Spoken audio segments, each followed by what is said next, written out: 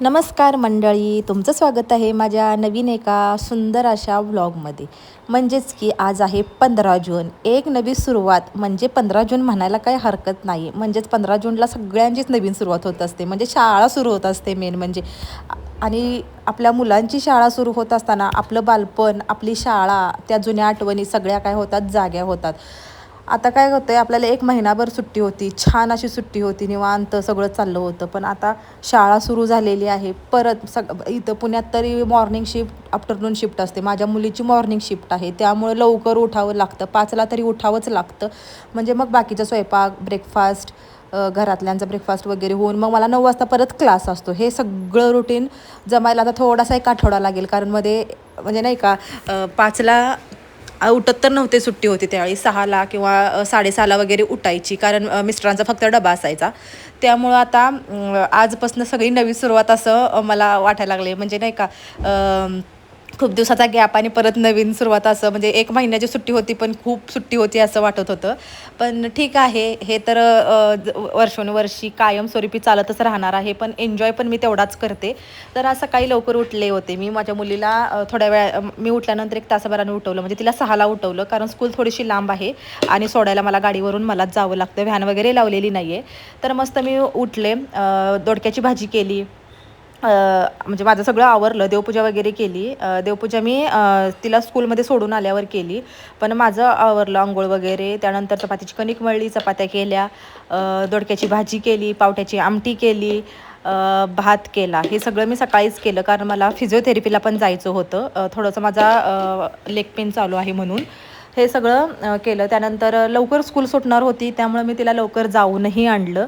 म्हणजे 8 ते 10ची स्कूल होती. नेहमी तिची 7:20 ते 12:20ची स्कूल असते माझ्या मुलीची.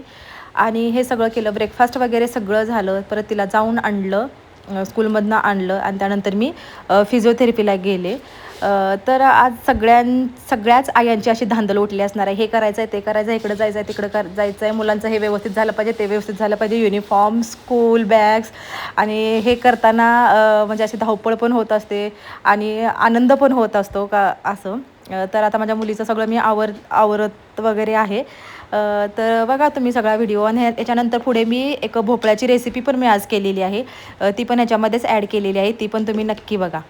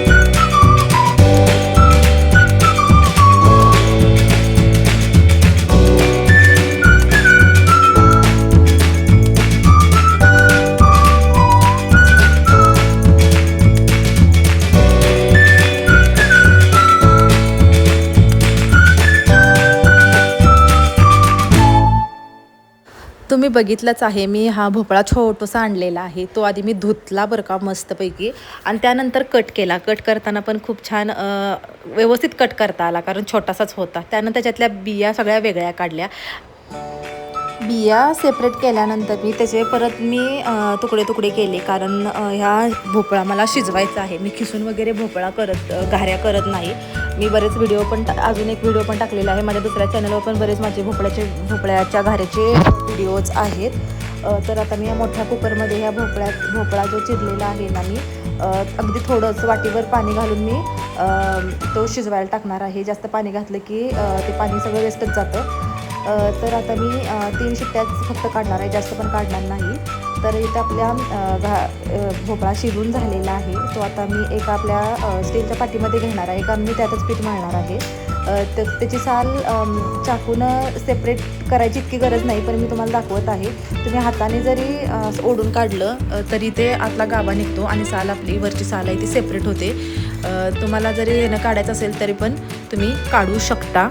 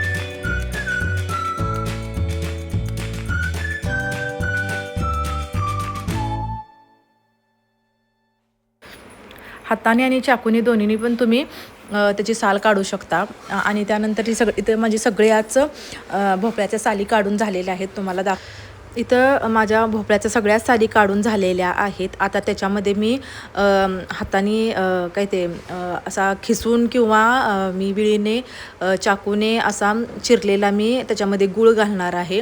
आणि ह्या भोपळ्याच्या घाऱ्या जेवढ्या तुम्ही गोड कराल तेवढ्या खूप छान लागतात. आणि जास्त नाही करायच्या, आपल्याला थोड्याच करायच्या. जास्त पीठ झालं तर ते तुम्ही फ्रीजमध्ये तसंच ठेवू शकता. मिक्स केलेलं भोपळ्यामध्ये गूळ मिक्स केलेला ठेवू शकता, किंवा मळलेलं पीठ पण तुम्ही फ्रीजमध्ये ठेवू शकता. तर चला आपण ह्याच्यामध्ये आता गूळ सगळा मिक्स करूया. आणि त्यानंतर आपल्याला गव्हाचं पीठ त्याच्यामध्ये ॲड करायचं आहे. जेवढं बसेल तेवढं घालायचं आहे. वेलची पूड पण घालायची आहे त्याच्यामध्ये. तुम्हाला अजून काय घालायचं असेल तर तुम्ही घालू शकता. आणि त्यानंतर एक मोठी चपाती लाटल्यासारखी जाड लाटायची आणि वाटीनं काय करायचं आहे आपल्याला हे गोल गोल काढून घ्यायचे आहेत. व्हिडिओमध्ये तुम्हाला दिसेलच ते सगळं. तर आणि छान अशा तळून घ्यायच्या आणि गरम गरम खायच्या, कारण आपल्याला गरम गरम खायला लवकर मिळत नाही, कारण आपण करत असतो ना, तर करत करत तरी खाल्ल्या तरी चालतात. आणि मस्तपैकी एक 4-5 दिवस तरी खायचं टेन्शन नाही. कोणी घरात खाऊ केलं तर डायरेक्ट घाऱ्या द्यायच्या. तर हा व्हिडिओ पूर्ण बघा आणि कशा झाल्यात घाऱ्या ते पण मला नक्की सांगा. तुम्ही कोणत्या पद्धतीने करता घाऱ्या, आणि तुम्ही घाऱ्याच म्हणता का घारगे म्हणता हे पण मला नक्की सांगा. आणि घाऱ्या कोणत्या भागात म्हणतात हे मला आधी सांगा. तर व्हिडिओ पूर्ण बघा.